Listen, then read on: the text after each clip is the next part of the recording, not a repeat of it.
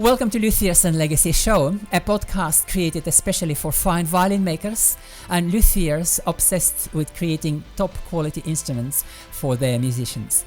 My name is Dmitry Badiarov. I'm a violin maker, former professional musician turned award-winning speaker, business coach and mentor. I'm best known for the revival of the ancient masters' acoustic concepts and the rebirth of the violoncello da spalla. And today I am passionate about helping open-minded instrument makers to create instrument-making businesses they will love and keep the ancient masters' acoustic concepts alive. Regardless whether you have been in the profession for decades or you're just starting out, it is time for you to shake things up. It is time to make an even bigger difference, and it is time to start creating a legacy at bench. So without further ado, let's crack on, let's get started with today's show. Hello dear friends, welcome to today's episode of Luthiers and Legacy. I'm profoundly grateful and really excited to have our very special guest on today's show, Mimmo Peruffo of string making company Aquila Corde.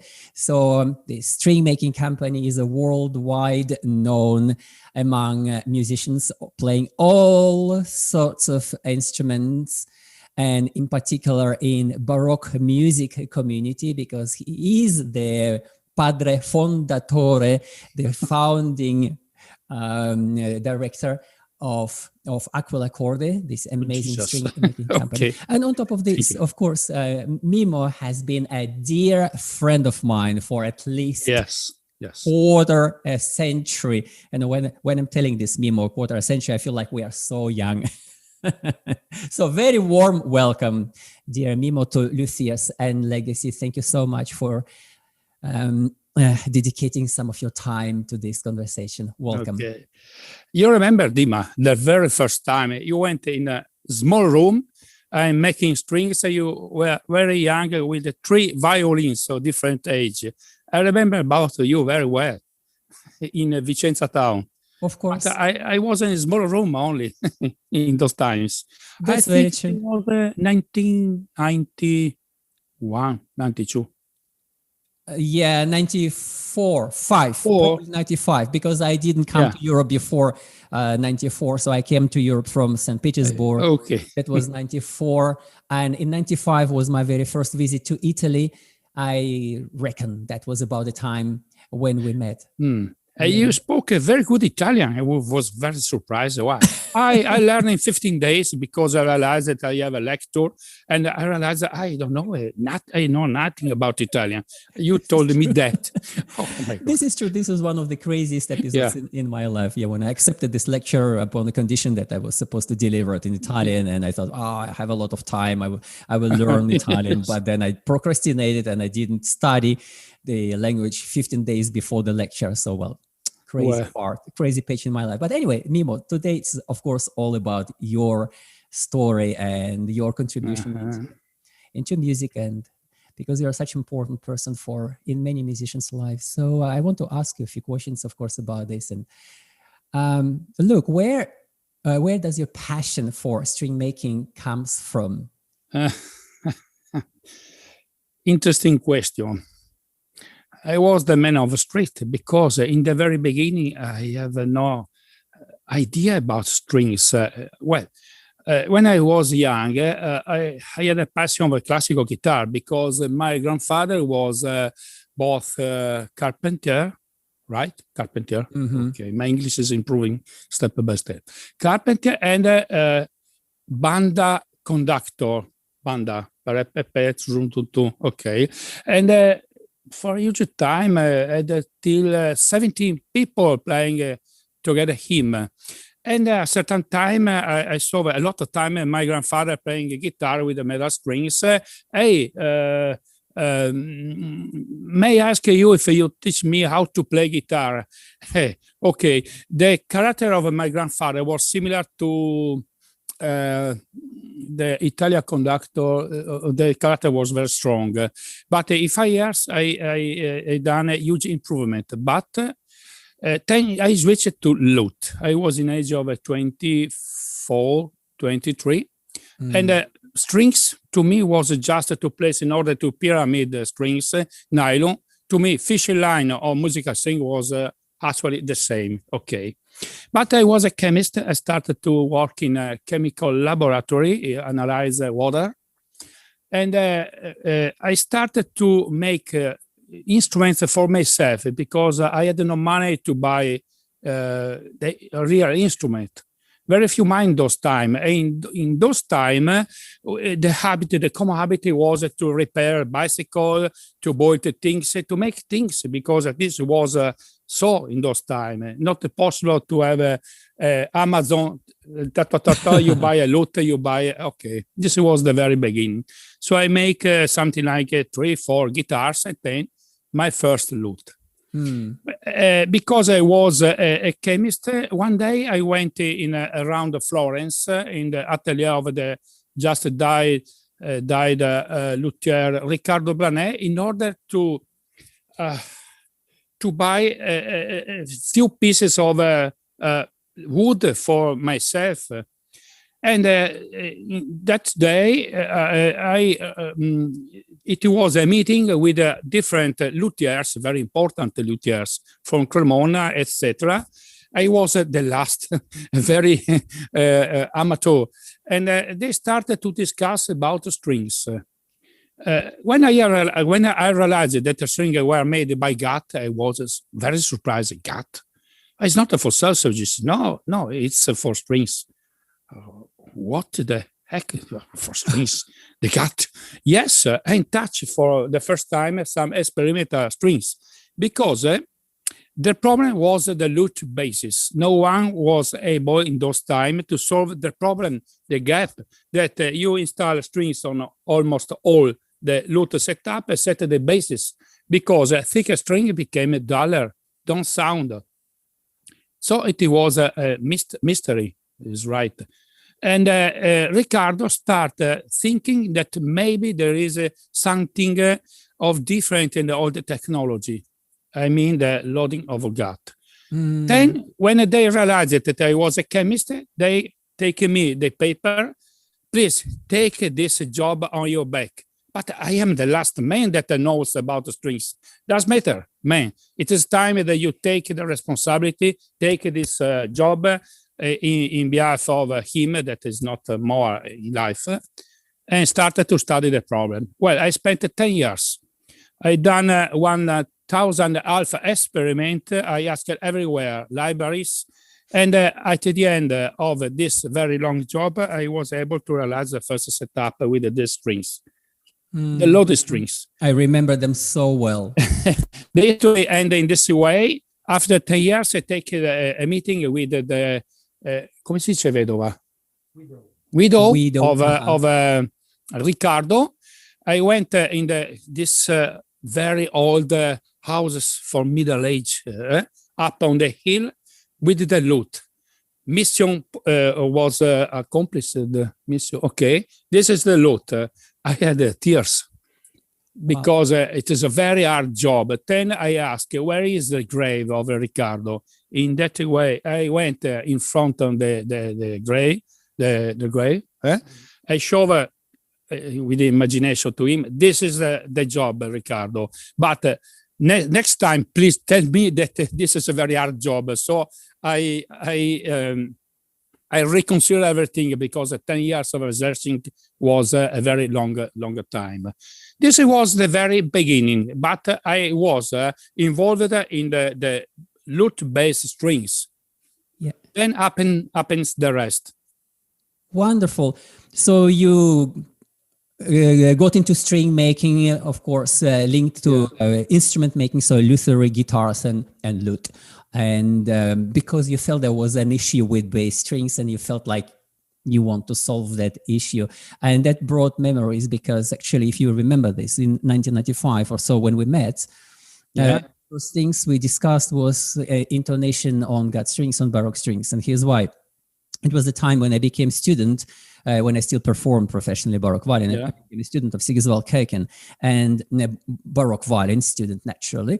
And back in St. Petersburg, when I played the modern violin, I was not used to having an intonation problem.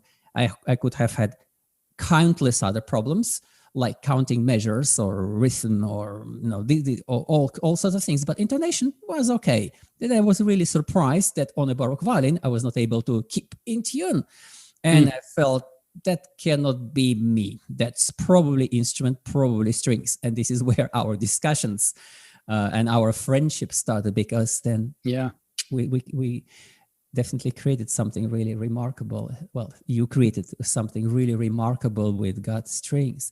And it's years and years. Look, Mimmo, the truth is, it has been 2 decades and a half I have known you. You keep researching, you keep writing articles, you keep speaking at conferences and workshops. You have recently launched a series of innovations, and I'm probably even not aware of all of them, like sugar strings and those loaded strings, of course. You're keeping improving them. And now you're also doing regular Facebook Lives where you're educating instrument makers and players. So there's so much excitement and passion in anything you do.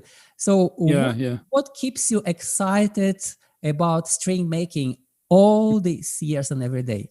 Well, after I have done the job to rediscover a possible technology, because we have not I can tell that there are not clear evidence, but there was an hypothesis. Okay. Yeah. Then I show this sample to a music shop in Milan, Laboratorio. It was a center where they sell viola da gamba, violin, because in Milan it was a civica. They started to build musical instrument for the music, and this laboratory was a center where they sell also gut strings. I showed them the first loaded strings, and then they told me, yes, but these are just basses. What about the trebles? Even trebles you want? Yes, because it's not possible to put on a car 2 wheels. You want 4 to complete the setup. Okay. And then I started to research everywhere in libraries, and then I discovered a string maker. The only one was existing those time in Italy was Toro Brothers. In those time it was Aero Steel Gut, and I spent with them 3-4 years to improve, stabilize in good for market the loaded strings. This means that early in the morning, 5 in the morning, I went up from the bed, driving with the fog around, ice, does matter, 6-7 hours down to Abruzzi, meet them, working on 5,000 of gut strings in order to increase the density. Then 8 o'clock in the PM, come back to northern Italy. And I was so tired. I remember it was very hard time, but some problem was still on the table. For example, the falseness of strings. But doesn't matter. We solved the problem and then started to work together. They started to make strings for me, but in different way. In 1999, 92, the strings were made in this way, very stiff. True. And for violin first, the average for medium tension was dot 52, 53, and very stiff strings. So when I hear somebody playing in the orchestra early music, everybody told, listen, no noise because the sound is, and we started to retune every time. This was in the very beginning. Then I started to research about documents, technology. I discovered first, the diameter were not so, they were thicker. Second, the strings were not so, but so. Yeah. Very smooth. And then I started to check measure of all piece of strings in museum. Yeah. The first 2 times the museum refused me because no background. Who are you, man? This was in short. But in Vienna, they opened the door to me. And it was very important because I checked everything up and down in the big stores with the no restored instrument as pieces of all the strings inside, in order to check diameter, twisting ratio, everything. So actually, I take a measure of 1,000 strings for museum. This was the next step after the researching matter of loaded strings for lutes. Yes, I just want to remark for people who are listening to this episode on iTunes or Spotify or Audible Amazon. So they need to know that Mimmo is actually making lots of demonstrations of different strings. And we are now also recording this conversation on a video. So when you want to see the strings, Mimmo is actually demonstrating on a video in this episode. You can also find us on Facebook, on YouTube, on LinkedIn, on virtually every social media platform. And there is, of course, Luthiers and Legacy Society, a community on Facebook. So this is where you can see the demonstration. So Mimmo, there is so much love for what you do in everything. It's like you are radiating this passion for music. It is so obvious and so inspiring. For me, it is very inspiring. Look, because being a creative, being an artist, being an entrepreneur, not every day a bowl of cherries, would you agree? So it's like there are sometimes moments when you feel like, come on, the life is not fair. Things are hard. Things are not always going the way you want. For me, it is really a blessing to be connected to a friend like yourself, because you have been always almost like a role model, running an incredible company and sharing all this passion non-stop. So now it is even easier in some way because, okay, well, if I feel lacking motivation, I just can go out to reach to Mimmo's videos live on Facebook and just get recharged my batteries. My question to you is, have you ever felt like quitting? Sorry, your battery. Okay, is a nice example. Yeah. Well, maybe I haven't understand your question. Sorry. Did you ever feel like quitting? What do you mean quitting? Why I should? When we be underground in the grave, maybe we stop. Maybe there is some stream maker even in the heaven, I don't know, or in the hell, I don't know. In every place there are stream makers because music is everywhere. Anyway, seriously, no, because when I started to do this investigation, I feel like Magellano, discovering New Iceland. There is a videochiamata. Sorry. There is something in front of you in the video. Sorry, just a moment. What is this? Maybe internet is working. Sorry, Dima, there is... no problem. There's probably some window popped up, some notifications. So let's just turn it off. You see me anyway? Yeah, I can see you anyway, yeah. Fantastic. I go ahead. I had every human being has a high and lower times. This is normal. But this passion is like a fire on me because I take this passion. And when you feel like a Magellano, you burn to start you think, what happens? What on that after beyond this hill? What if I go in that direction? I have this passion to discover new things. I cannot stop this situation and make a life unique because life is just one. And we should remember every minute that we cannot when he will be stopped. So it's very important to have this feel. This passion to me is not for business. I would like to make it clear this point. When I do lecture conference, I always dividing business then researching because it is a fire honest. Okay. No, I haven't problem.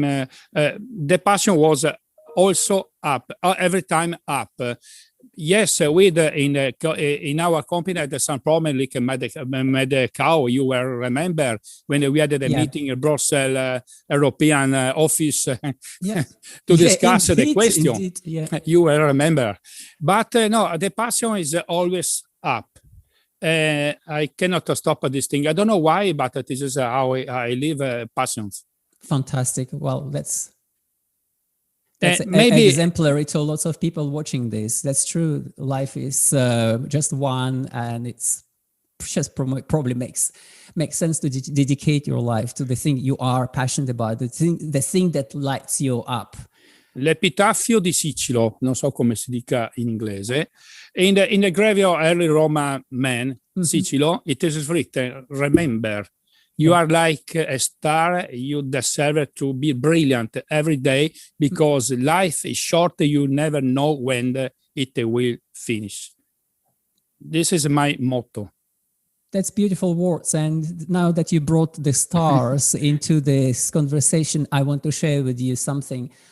Look, our body is mainly made of carbon. Yeah. Well, there is this and that. You are a chemist, you understand this even better. But there is a ton of carbon in our body. It's a lot of carbon. And the beautiful thing about this is the carbon cannot be created on Earth.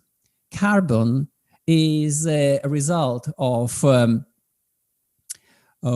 incredible chemical reaction that can only occur in extraordinary conditions, which cannot be replicated on planet Earth. These conditions exist only when a star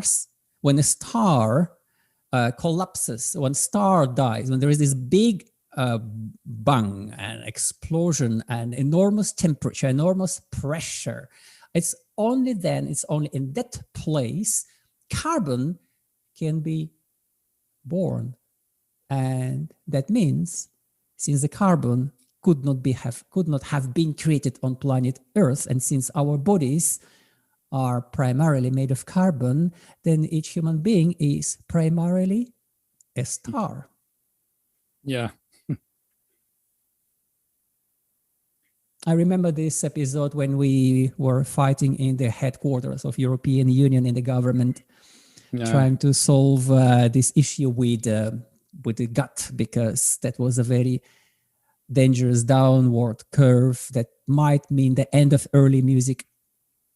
Yeah. Wow, that was an episode. Yes, but now it's back, fortunately. Of course. Tell me about yours. Yes. Tell me about your string making innovations, because gut, besides gut is incredible material. It's the richest sound. You are introducing so many different materials. So can you speak about that? How to simplify everything, but I try. Yeah. Step by step. At the very beginning, I recognize that the strings are too stiff and too thin. Make a modern way. Okay. Then I introduce to Beniamino Pietro Toro. We have a very good relationship, but around 2005 we divine our Aquila born. Okay, and they have a good reputation. I confirm.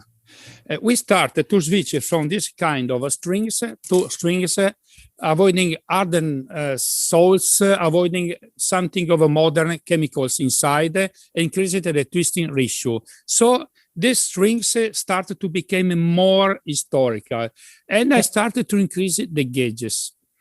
And step by step, every year our catalog was the first year, I remember, 52. Next year, 54. Next year, 56, and so on for the medium tension. Actually, we are around 66. Practically historical, and I recognize the 66.66. So that's speaking about the thickness of the first string of the violin. Is it correct? Exactly. That is the background, just for a good example, because the viol.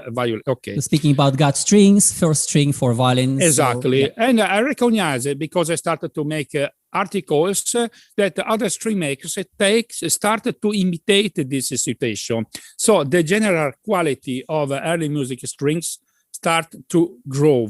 The sound switching from mosquito style, z, and not in tune, to very better sound, step by step. Then I started to study the question of one strings. Which are the historical one strings? Which are the difference between the modern flat metal, tungsten, the core metal there is silk inside, and so on. And we started to produce something with a few information, recollect, more historical. Then museum gave me a huge help because we have a lot of old sample of strings. Not possible to tell exactly when they were made because it is necessary radiocarbon 14, even not, but more or less we are in this direction. Then after this thing, so increasing the diameter, switching from a more historical technology, I stopped. And I restart again on the question of unsplit lamp gut. In those time, strings were made 90% made strings from beef, cerosa, and just a little string maker, mostly amateurs from sheep. But the sheep was, in most of cases, split.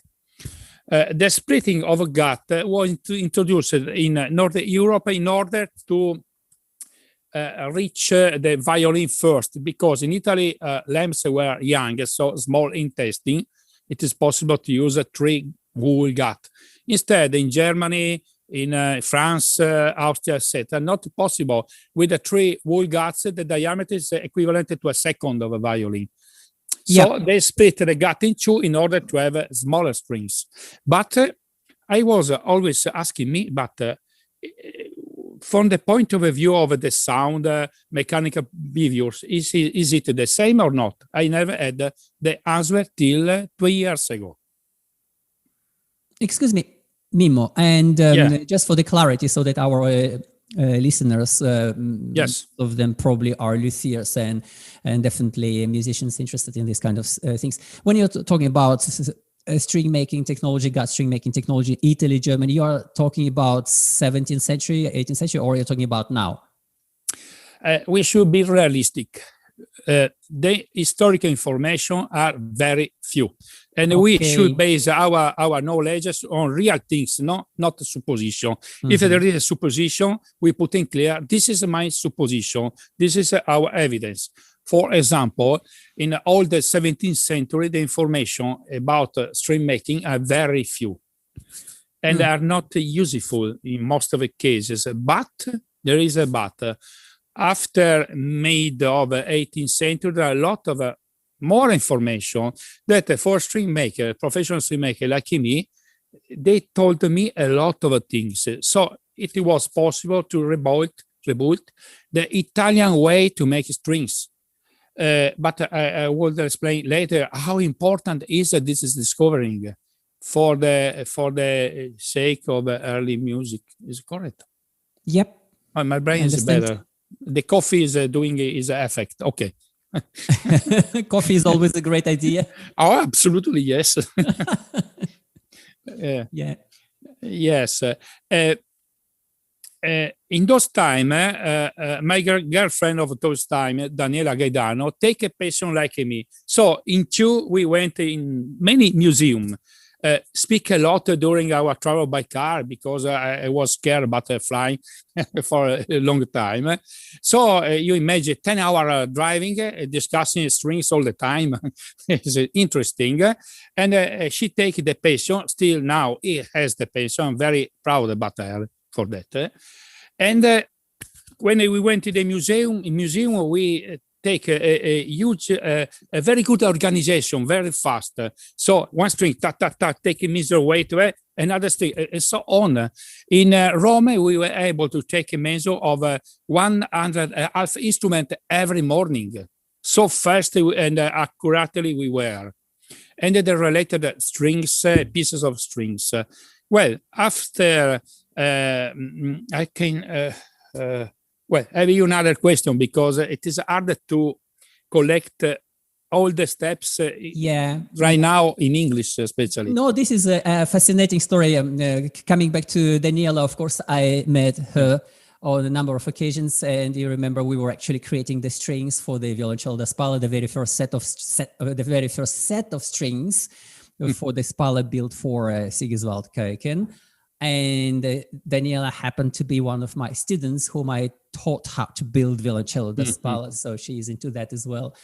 Having said that, when you speak about technology of early strings and how many strands of lamb or beef were used in order to make those strings, I believe that this has huge implications for instrument makers in order to understand the functioning of violins, lutes, guitars, viols, any kinds of historical instruments. Because the truth is, as you mentioned, in the beginning of early music movement in Europe and worldwide, the tendency was to have strings as thin as possible. And you mentioned gauges such as 52, 56. Then it came to 66 and above. Now it is maybe 70 something. And I remember this, a lot more tension, a lot more resonance on the instrument, which it means, especially if you are building an instrument in the style, what we know about Venetian, let's say, music, where or Bologna, where the pitch was as high as modern, or even much higher, 465 hertz, and you have these really big strings. That means a lot more pressure, tension on the instrument. That means the instrument has to be built in a different way. I want to share with you a story and with our listeners a story about comparison of strings. So I imagine yourself in a beautiful big church in Belgium. I believe it was in Leuven, in a small Flemish town, very ancient, with lots of churches, very Gothic and very Baroque, very beautiful, very nice town. So there is a church, probably 12th century, 13th century, something like this, fairly large, with lots of people in the hall, probably 800, maybe 1,000 people in the hall. So it was a festival, a mini festival. And you imagine there were three groups, I believe one from the UK, one from the United States, and La Petite Bande. It was a festival, a mini festival organized by La Petite Bande. The performances were absolutely stunning. The level of musicianship, the repertoire was just stunning. Now, what I knew is the two orchestras, one from the UK, one from the US, they were not playing on Aquila strings, so they were using something else, and I don't know what it is. So the performance was brilliant. Now then, La Petite Bande came with Aquila strings, normally speaking, and normally speaking, those strings were somewhere in the area of 71 for the E string, so very thick. In some countries, this is the A string. No, even today, 71 first string, 85, 88 A string, very thick. So very thick strings. And we sat there with a colleague of mine, a violinist. And when La Petite Bande came out on stage, after we heard the two other orchestras, we looked at each other like that. Is that just me? Or you also hear that? And I said, this is unbelievable. Now, this was so much more all-enveloping, such a warm sound. The sound was like coming from everywhere at you, not just from the concert stage, but from literally from everywhere. And the secret to this was strings. The truth is, the strings, the sound, music comes from strings, not from instruments. String is the source of sound. Instrument is there to amplify, beautify that resonance, but the sound comes from the string. So if the sound of the string is beautiful, flexible, rich of overtones, then it just makes things better when you have especially a nice instrument. So that was an experience. And having said that, I want to encourage once again people listening to this episode on any Audible, Spotify or iTunes platform. Mimmo is a very Italian person. That means that he is speaking a lot with his hands and he's demonstrating a lot of things. So you definitely want to find a video of this episode on either Mimmo's. Sorry, my guys are smiling to me. Okay. Yes, of course. Yes. So yeah, I strongly recommend find the video of this episode as well on Facebook or YouTube, and do join Mimmo's Facebook Lives, where he is sharing his knowledge about string making, strings, sound, thickness, and correct stringing secrets for harps, lutes, viols, guitars, anything. He's absolutely amazing. Mimmo, what would you say why historical strings are so difficult? And I see you answering over and over again very kindly exactly the same questions people were asking 25 years ago, and you repeat explaining this again and again. Why historical strings are so controversial? Why? Look, there is no discussion. If you want to string a modern violin, buy a set of strings. No questions asked. No one is going to tell you, hey, your stringing is incorrect. There is a better way of doing this. Or like, but Why? Is like Why? all the time there is this, battle. People discuss a lot about the strings instead of the instrument. They fight a lot about the strings because the string is the cell of the sound. So okay. But you should remember that the improvement of the string technology take hundred of years. Father to son, son became father to son, and so on. The secret art, especially in Italy, it was okay, but in the same time a huge mistake, especially in the last 100 years, because while in French and Germany they collaborate to have a big association. In Italy, individualism was the end of string making. This is clear. But in the same time, thanks to this thing, they were able to preserve the historical art till 10 years ago. Because the very elder string maker we interview by video, by recording, in those time, told us a lot of interesting things, even using their hands. And I learned from them how to use the timbal, how to use the scraping cane, and so on. Not just reading a book of Diderot de Lambert or the Mimmo Peruffo, reading how to make strings, then, oh, it is very clear. No, these things, you learn these things by practice. You see, when I made my instrument myself, I bought a book how to varnish by shellac your furniture. I was convinced that reading that book, I was able to put the shellac on my instrument very. No, my grandfather take the book, put on the floor, give me your hands. Take my hands. This is the cotton. By touch, by smiling, I learned from him how to, you know what I mean. You are luthier. How to actually produce. This is thing. Okay, strings. To make a string is not that easy, because there are three things that make a good strings. But before, I would like to tell you what is a good string. A good string is when it lasts. It produces a very good sound. The attack is good. The sound is full of colors.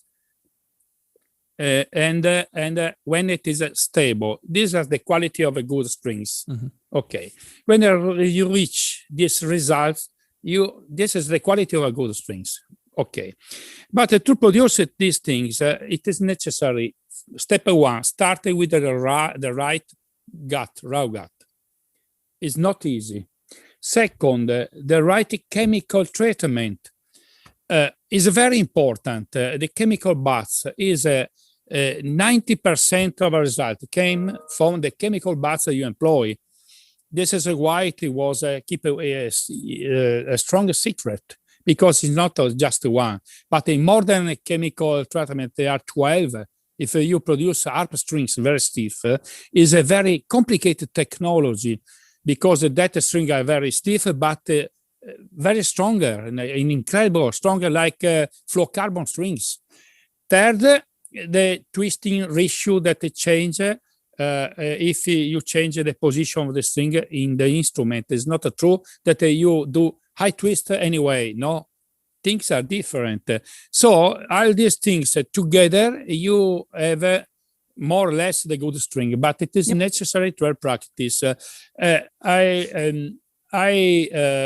had a teacher, a maestro, Arturo Granata, who was worked 30 years in Savarez Babolot. Okay. And I was his only pupil. I learned from him everything step by step, but it was really hard because make strings is not, there is a lot of suffering and effort because you work in closed room with a high humidity in winter, in summer. You have seen which are the conditions. But when you install a string, you have a violinist, your atelier, install for the first time your string and play, you see him smiling. This is your birthday. Every time is your birthday. Because that smiling is the result of all your effort. And this feel is common to everybody that makes strings, not only for me, even for you when you make a violin image. This is the premium for us. And you take energy from that. When I went a concert in secret, because actually is many years that I went in a concert in secret because I don't want the people, this is Mimmo. And then after the concert, taking the pizza, I speak about the string. No, I don't like this thing. But in secret, I heard this sound. I remember the very first time Musica Antica Corde or something else with the thinner strings. I remember the huge difference in sound. And I told to me, good job, man. But I'm not the only man involved in this thing. Please, there are other people that are working hard to improve the quality of strings. I'm not the genius of the world.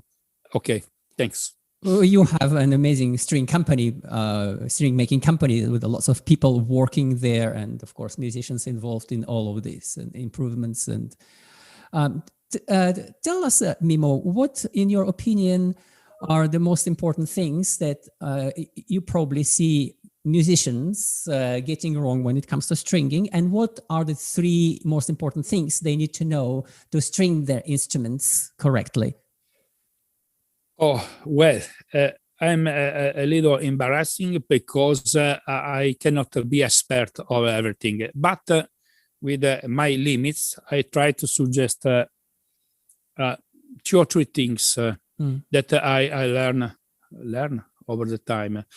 If you wanted to install the real historical diameter, more or less thicker, it is very important to check the angle of the bridge, because I saw around many so-called baroque violin actually have the angle of the bridge very sharp, so the pressure over the top is too much.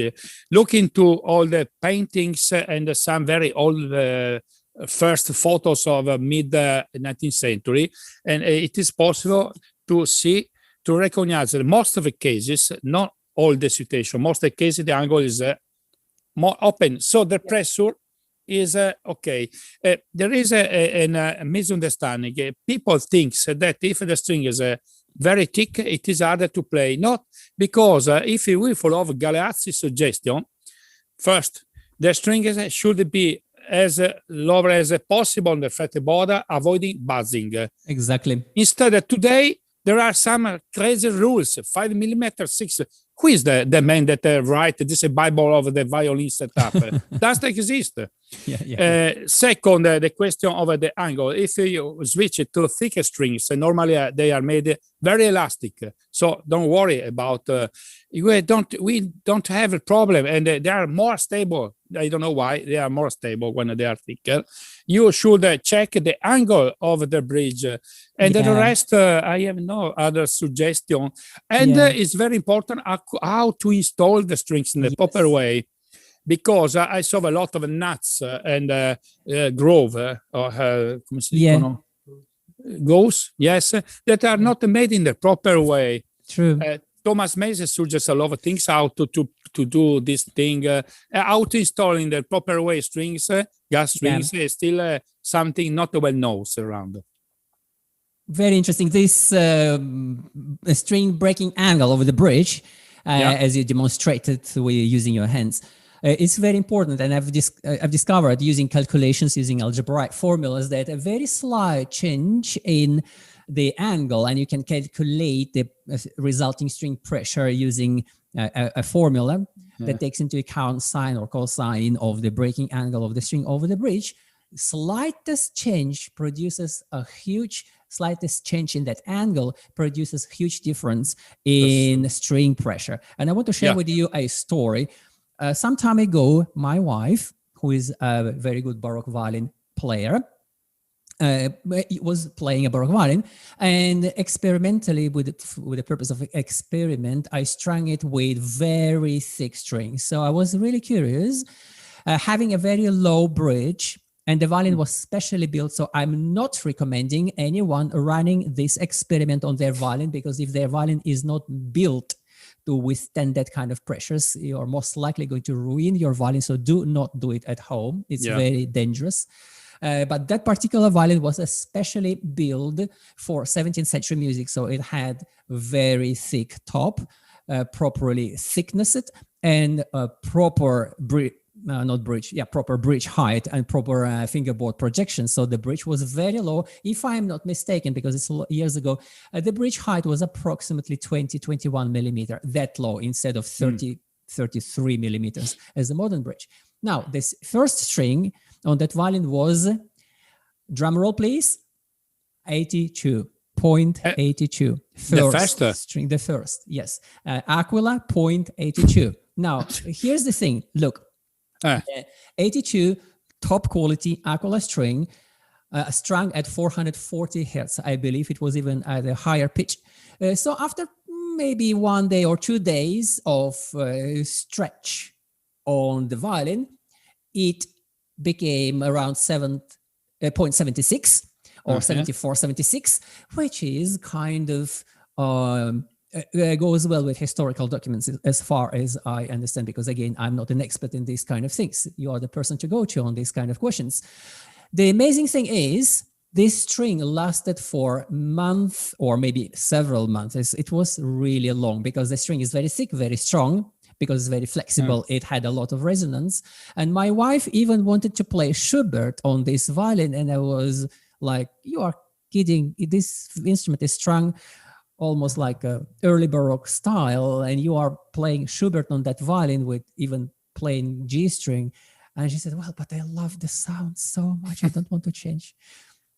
The angle is really, really it's very important. Thank you very much for mentioning this. That's important to know for violin makers, also for luthiers interested in correct stringing of their Baroque violins and maybe exploring more Baroque sounds. Yes, but Mersenne, 1636, wrote that the violin first, I think the name is not violin, but it is the same instrument, is thick.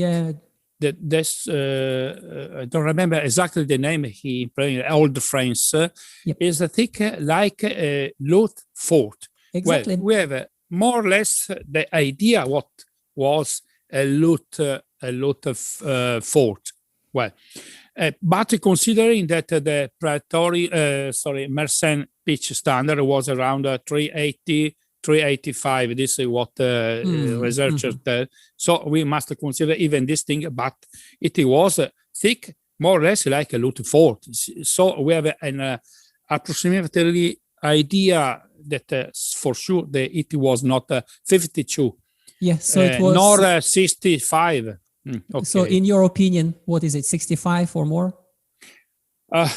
For the range was from 70 up to 78, the Mersenne example. But of course, this is just an example. We cannot take one ship that is 10, all the animals are black. It is an example. Sure. We cannot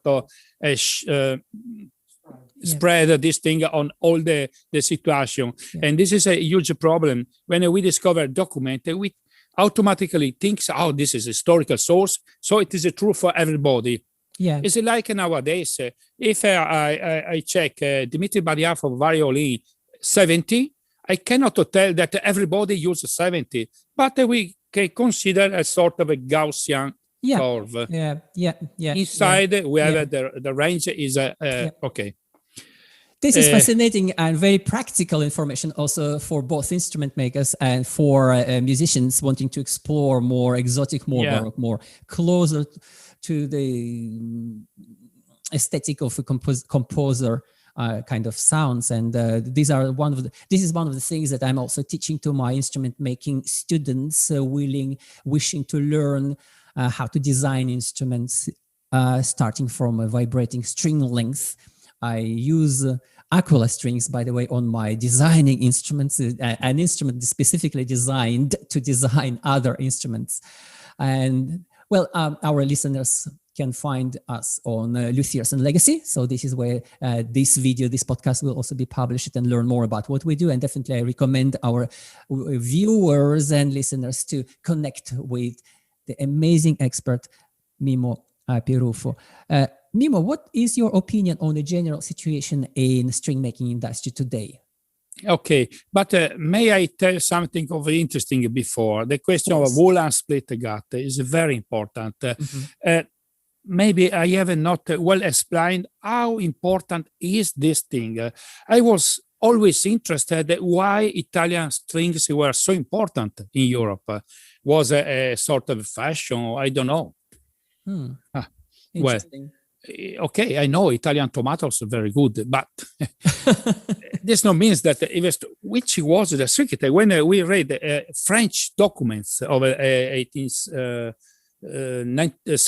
century, both viola da gamba, cello player, even harp strings, they always suggest Neapolitan strings or Roman strings in the palace of the king. It's like nowadays, somebody went in the Macron palace suggesting Italian wine.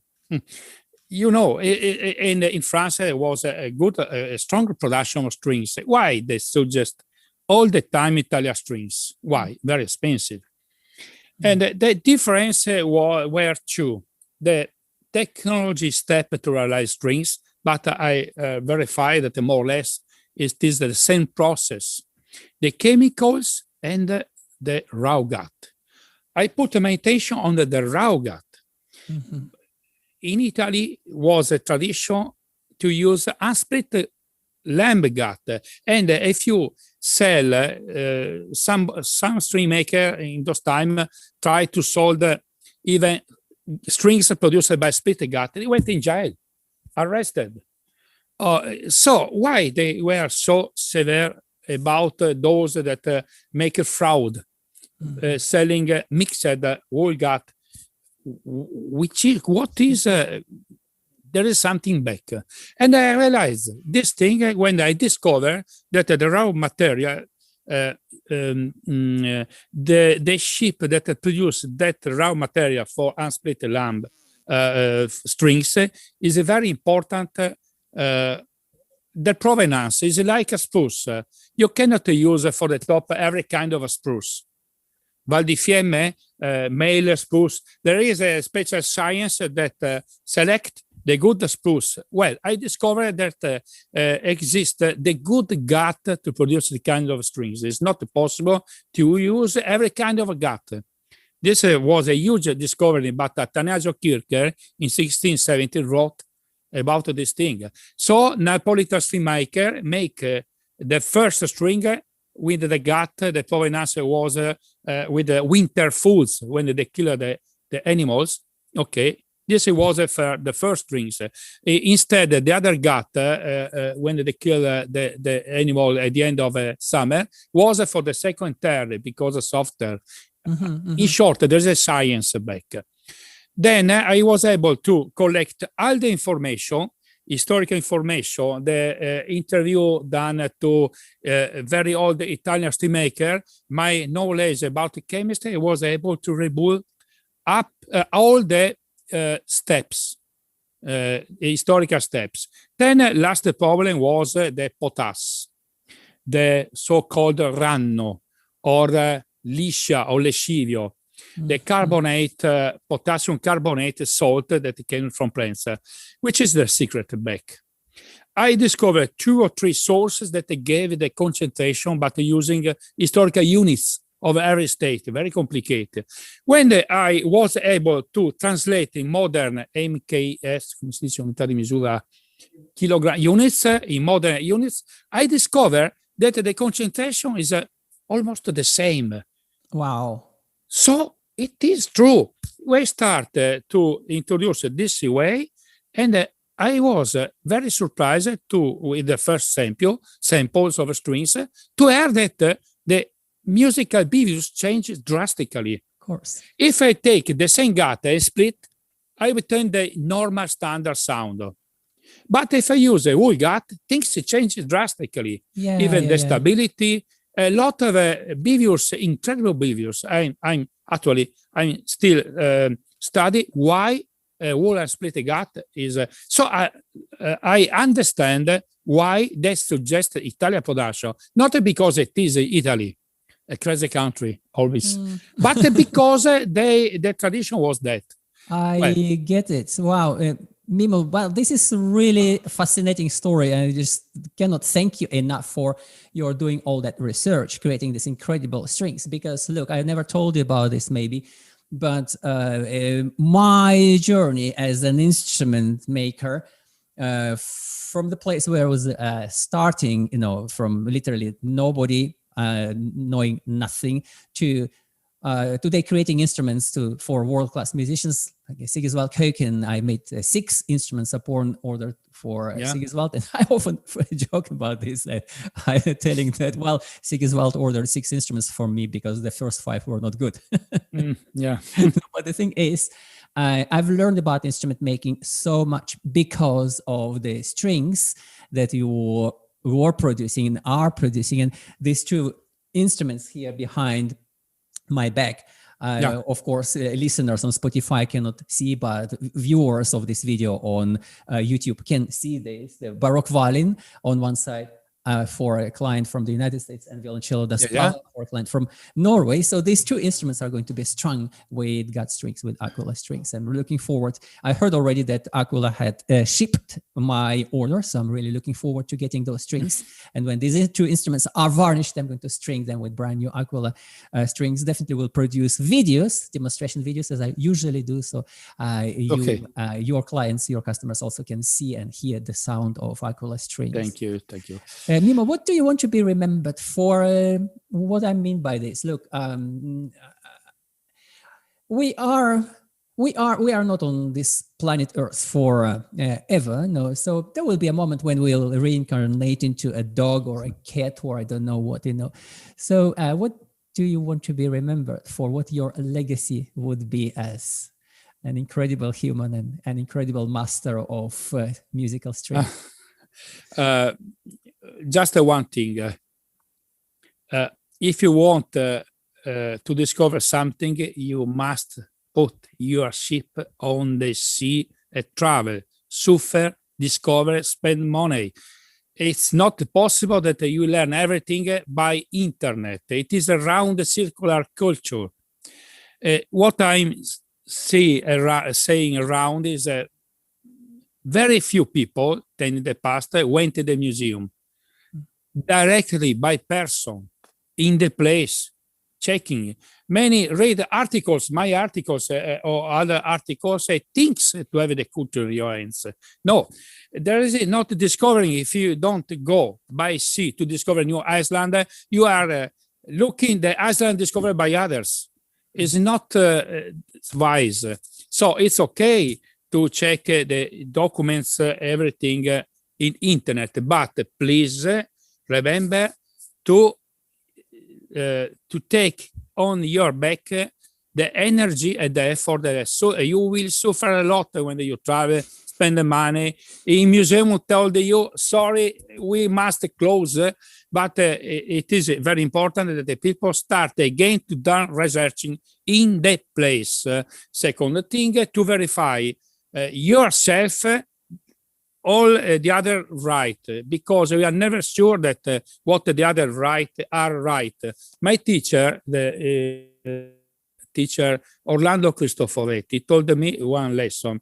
Mimmo, remember, verify your source in first instance. Don't trust ever in others because mistakes are always on the table. For example, Mersenne introduced a lot of mistakes in his calculation, even on the gas string tensile strength. If we take Mersenne like granted right, cannot exist no bow instrument no lute. Vincenzo Galilei was the father of modern music at the end of the day. But there are some misunderstanding about his experiment on the monochordo. Okay. Leopold Mozart introduced something wrong when they explained the theory of equal field of tension, because if you check in superficial way, oh, this is Leopold Mozart. No, it is a man, it is a human being. And so on in many other things, because in those times, mathematical rules were not well known. Okay, Vincenzo Galilei is not Galileo Galilei, it's different. So, in first instance, verify everything. All the writers are very important, but even modern. And then verify yourself after 1 month. Give a look again at your article, because for sure you will discover a lot of stupid things you have written. Okay, this is what I have in mind to suggest. Wonderful. In short, okay. Sorry, my English. Well, that's wonderful. This is losing. Wonderful, wonderful and charming English. Well, thank you so much, Mimmo. These words are really music to my ear, and hopefully music to the ears of our listeners. It is so true what you're saying, that you really have to put your skin in the game, travel, explore, invest money, invest time, touch things, read and reread historical sources again, all over again. So true. Absolutely.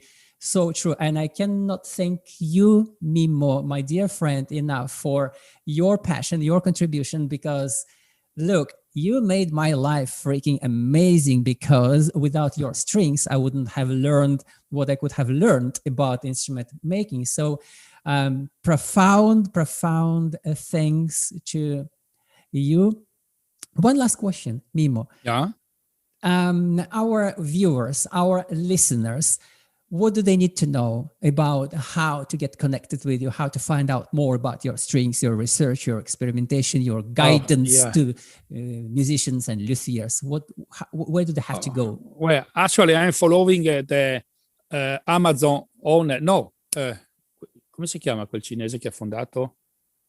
Alibaba owner. That suggests that when you are more than 60 in age, start to live lasciare to live something to others that you take. Okay, so I'm doing with the help of my collaborators, a very good team. Yes, it's true. It's not just to put some sugar on you. Okay, and I'm organized new kind of new solution, blogs and FB, Facebook. When I take viola da gamba strings information. Okay, classical guitar history, 18th century, 19th century. Step by step, everything, the secret of the lute, which are the FL product, why the lute exists, blah, blah, blah, with the intention to translate the subtitles in English, because unfortunately, I must speak in Italian. Italian is a language that nowadays is known for 4 things: pizza, mafia, Berlusconi, prestissimo, fortissimo, pianissimo, stop. So English is very important. Okay. And blogs are very important because we go beyond the limit of articles in books. Of course, it is all online. I can add a lot of iconographical example. I change something if I do some mistakes.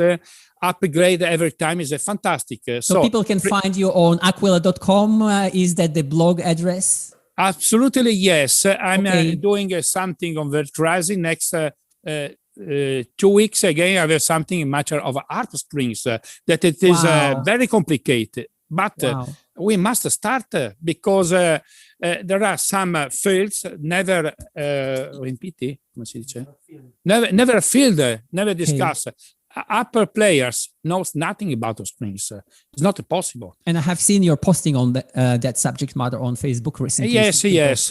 Harp string. This is what I think is very helpful. Yeah. And in internet, we have possibility to put blogs with video, links. Is fantastic for the culture. Absolutely. So what I'm going to do for our viewers and our listeners, I'm going to add all those addresses in the description of this podcast episode on Luthiers and Legacy, so they can find and can go directly to your website. They can go directly your website, your blog, also the site where they can actually buy those strings. So it's also aquilacorde.com. I will also put in the description of this episode and also description of the videos that will go in Facebook or YouTube, etc.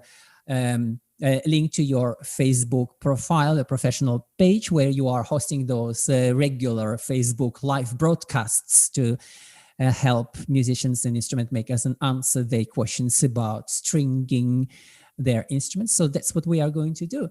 And definitely our viewers and our listeners were very much welcome to join also my community on Facebook, which is Luthiers and Legacy community on Facebook. So that's where we can get connected and crack on with creating a legacy at Bench.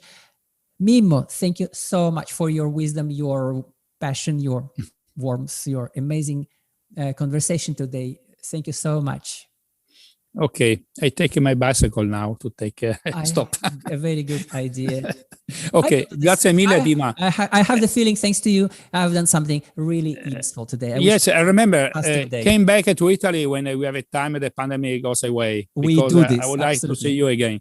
Absolutely, we do this. Take Riso care. bianco, remember. Of course. Ciao, Dima. Take care. Ciao, ciao. Ciao. So, dear friend, I hope you enjoyed today's episode. Do let us know what did you like, and do let us know what would you like me to cover in the future episodes on Luthiers and Legacy podcast.